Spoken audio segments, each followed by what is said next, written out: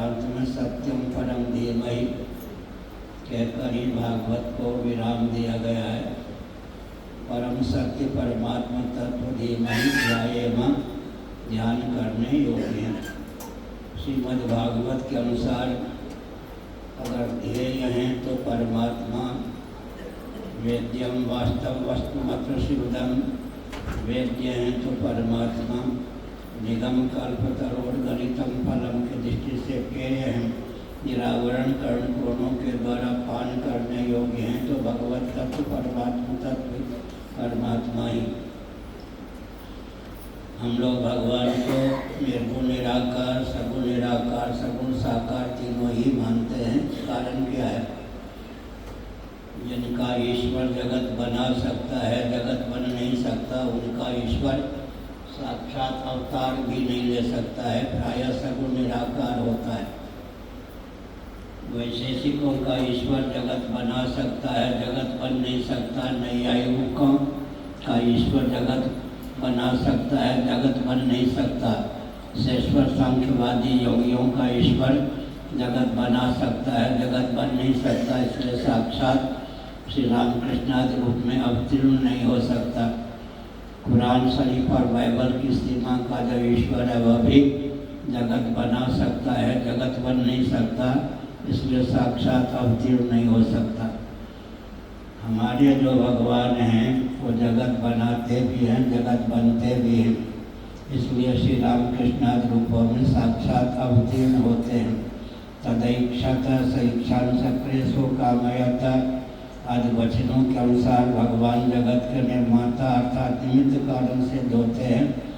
भविष्याम प्रजाएय तदात्मानं स्वयं अकुरुत सर्वं खलु ब्रह्म आदि वचनों के अनुसार हमारे भगवान बहुभवन सामर्थ्य संपन्न हैं। जगत के रूप में भी वही उल्लसित विलसित हैं, अर्थात जगत का निर्माण भी भगवान करते हैं और जगदाकार भी भगवान ही परिलक्षित होते हैं। प्रश्न उठता है कि परमात्मा के अंदर जगत है या बाहर? अगर जगत भगवान के बाहर है तो भगवान विभु नहीं सिद्ध हो सकते, परंतु निरतिशयम यद बृहत् तद ब्रह्म, बृहत्ता की पराकाष्ठा का नाम ही ब्रह्म परमात्मा या भगवान है। जगत भगवान की सीमा का अतिक्रमण करके बाहर स्थित हो नहीं सकता। अंदर अगर है तो ब्रह्म तत्व कमरे आदि के समान पोला सिद्ध होगा।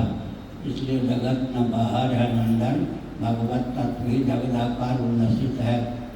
इस तथ्य का हृदयंगम हो जाने पर, इस तथ्य को आत्मसात कर लेने पर व्यक्ति का जीवन सर्वतोभावेन कृतार्थ हो जाता है। उस व्यक्ति का कुछ कर्तव्य प्राप्तव्य ज्ञातव्य शेष नहीं रहता। हमने संकेत किया।